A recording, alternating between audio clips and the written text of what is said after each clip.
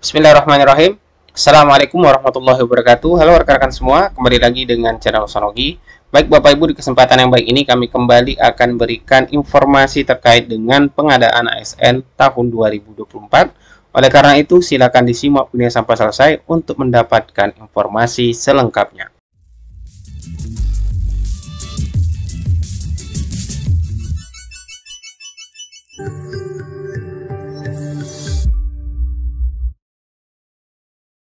Baik, terima kasih Bapak Ibu. Langsung saja berkaitan dengan informasi yang akan kami sampaikan di video ini, yang mana menyambung dari penjelasan dari video kami sebelumnya berkaitan dengan mekanisme seleksi dan urutan kriteria pelamar P3K 2024, yang mana di dalam file paparan Kemenpan RB terkait dengan kebijakan penetapan kebutuhan ASN tahun 2024 itu sudah disampaikan berkaitan dengan rencana mekanisme rencana seleksi ASN tahun 2024, di mana di dalam penjelasan tersebut ada kriteria pelamar dan pengisian formasi P3K secara berurutan, yaitu mulai dari THK 2, terdata di database BKN, dan melamar di instansi tempat bekerja, kemudian tenaga non-ASN yang terdata di database BKN, kemudian ada tenaga non-ASN yang aktif bekerja di instansi pemerintah, yang mana di sini juga ada keterangan Bapak Ibu bahwasanya pengalaman di bidang kerja yang relevan, yaitu minimal 2 tahun jenjang pemula, terampil, mahir, penyeliat, dan ahli pertama, dan minimal 3 tahun untuk yang jenjang muda. Dan kemudian di sini ada penjelasan bahwasanya aktif bekerja di instansi pemerintah selama minimal 3 tahun berturut-turut. Karena untuk di tahun ini P3K ataupun formasi P3K itu 100% kuota untuk non-ASN. Nah, di video yang kami sampaikan sebelumnya tersebut itu juga banyak komentar dari rekan-rekan yang akan melamar P3K guru. Bagaimana dengan P3K guru terkait dengan kriteria pelamarnya, Min? Nah, di sini kami sudah mendapatkan penjelasan terkait dengan hal tersebut. Karena dari file yang kita dapatkan ini sebenarnya bisa menjadi acuan dari Bapak Ibu semua untuk mengikuti tahapan seleksi P3K. Jadi kriteria ini adalah merupakan syarat wajib yang harus dimiliki honorer tentunya untuk dapat mengikuti seleksi P3K ini. Jika tidak termasuk dalam kriteria ini, nantinya yang akan digunakan tentunya tidak bisa mengikuti tahapan seleksi. Seperti itu ya Bapak Ibu. Nah, kemudian untuk yang P3K guru. Nah, untuk P3K guru di sini kami mendapatkan juga paparan dari salah satu pejabat Kemendikbud yang menghadiri kegiatan di acara di Ombudsman Republik Indonesia, yaitu ada usulan rekomendasi Kemendikbudristek dalam upaya penuntasan. Di sini terpotong Bapak Ibu tentunya untuk SMP 3K guru, yang mana di sini ada 5 usulan rekomendasi Kemendikbud Bapak Ibu. Ya, yang mana pertama untuk usulan rekomendasinya kita baca, tetap mengupayakan penuntasan lulus PG 2021 atau kategori P1, yaitu bagi rekan-rekan honorer yang masuk kategori P1 di tahun 2023. Karena dari 14.070 P1 yang terakomodir formasinya pada usulan 2024 itu sebanyak 11.437, masih tersisa 2.633 Bapak Ibu. Nah, kemudian total instansi yang masih belum menuntaskan P1 ada 30 instansi. Nah, selanjutnya perkembangan formasi P3K pengawas sekolah juga disampaikan karena ini merupakan usulan rekomendasi Kemendikbud, yaitu dibutuhkan 22.531 formasi untuk mengisi kekurangan kebutuhan pengawas sekolah. Selanjutnya tahun 2024 hanya mengisi 18.729 formasi pengawas sekolah jenjang ahli muda. Kemudian usulan rekomendasi Kemendikbudristek yang ketiga adalah mengutamakan formasi bagi tendik. Nah, tentunya kabar baik bagi rekan-rekan tendik, tenaga administrasi sekolah, karena formasi tenaga administrasi sekolah itu masuk dalam usulan formasi P3K teknis. Semoga saja di daerah ataupun di instansi teman-teman semua membuka formasi untuk tendik Bapak Ibu ya. Kemudian usulan yang keempat itu pengadaan guru tahun 2024 ini hanya melalui mekanisme P3K Bapak Ibu, yang mana terdapat 77 instansi yang mengusulkan CPNS dengan total usulan 11.270. Namun di sini ada penjelasannya, mengubah usulan dari CPNS menjadi P3K. Nah, kemudian usulan yang kelima di sini yang tentunya rekan-rekan pelamar P3K guru tunggu-tunggu juga kepastian ataupun peraturannya nanti, Karena usulan dari rekomendasi Kemendikbudristek ini disampaikan, yaitu tetap menggunakan Dapodik dan database lulusan PPG Kemendikbudristek. Jadi bagi rekan-rekan pelamar nantinya yang bisa mengikuti tahapan seleksi P3K guru itu tetap Kemendikbud mengusulkan rekomendasi terkait dengan ASN P3 seleksi ASN P3K 2024 itu tetap menggunakan data Dapodik ya dan database lulusan PPG Kemendikbudristek, artinya sama dengan tahun sebelumnya. Jadi bagi rekan-rekan guru yang sudah terdata di Dapodik tentunya aktif mengajar, kemudian masuk database lulusan PPG Kemendikbudristek itu mengikuti tahapan seleksi P3K 2024. Dan di sini juga tertulis disampaikan itu terdapat 179 instansi yang jumlah usulannya melebihi jumlah non ASN yang ada. Tentunya ini bisa dialihkan untuk yang pelamar yang terdaftar Dapodik, mungkin yang termasuk juga di dalam guru swasta, karena guru swasta kan sebagian ataupun guru swasta itu masuk ke dalam database Dapodik Bapak Ibu ya,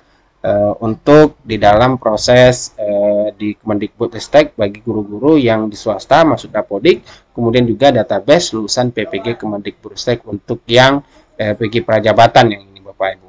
Nah, jadi itu terkait dengan usulan rekomendasi Kemendikbudristek terkait dengan untuk seleksi P3K 2024. Nah, untuk lebih jelasnya kita langsung saja mendengarkan penjelasan langsung dari pejabat Kemendikbudristek dalam acara Ombudsman RI ini yang menyampaikan terkait dengan untuk ASN P3K Guru 2024. Jadi silakan disimak videonya sampai selesai Bapak Ibu.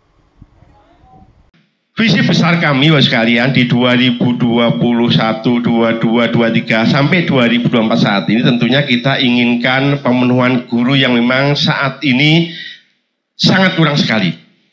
Bahkan kalau kita lihat sekalian awal penetapan, awal akhir Bapak Ibu dari Pemda mengajukan formasi itu masih sedikit sekali, baru kurang lebih 147.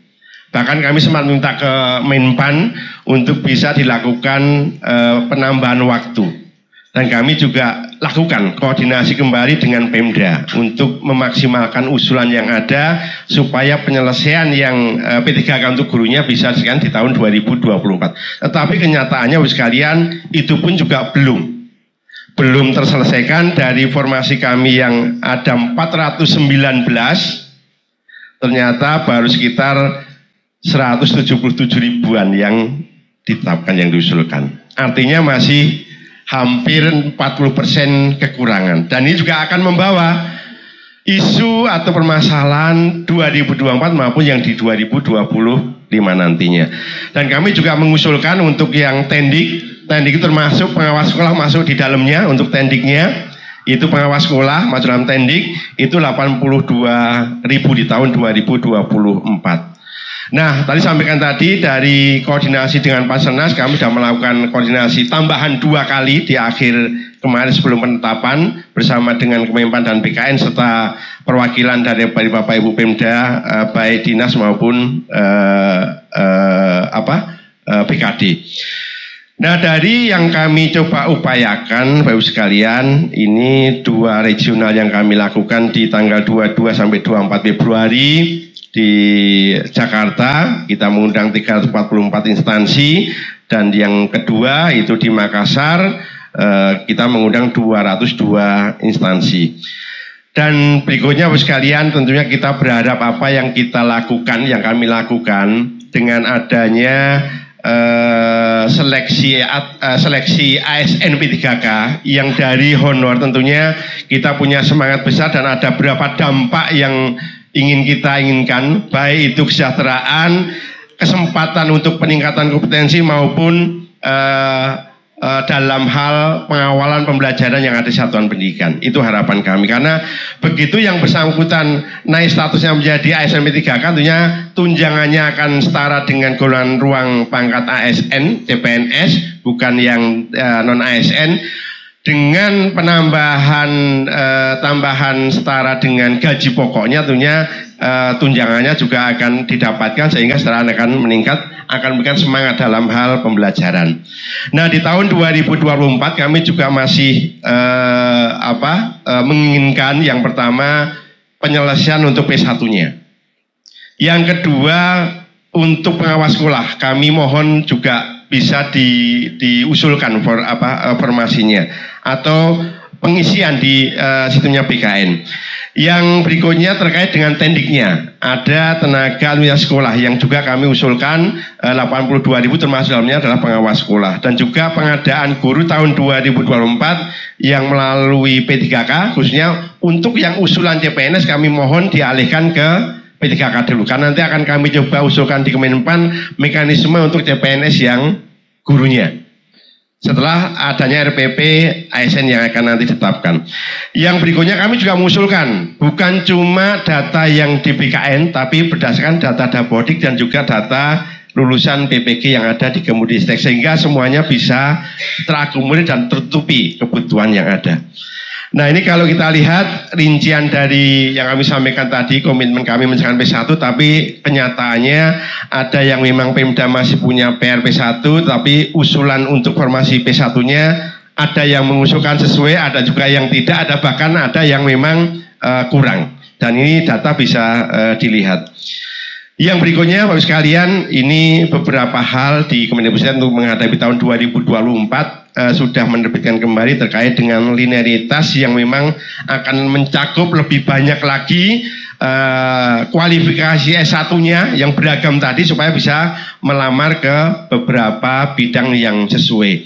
Bahkan yang terakhir kami juga sampaikan ke Pemda yang memang mempunyai mata pelajaran muatan lokal bahasa daerah seperti halnya di Jawa, Bali maupun Madura, itu sebisa mungkin juga mengusulkan, karena dari tahun ke tahun yang bersangkutan selalu ke kantor, bahkan bisa 3-2 bulan sekali untuk bisa mendorong kami untuk diberikan formasi, dan kami sampaikan juga sudah ke Pemda, dan semoga dari Bapak Ibu Pemda yang tadi mempunyai mulok bahasa daerah bisa mengusulkan di tahun 2024 sehingga keadilan pemerataan bisa dipenuhi. Itu mungkin Bapak sekalian yang bisa kami sampaikan.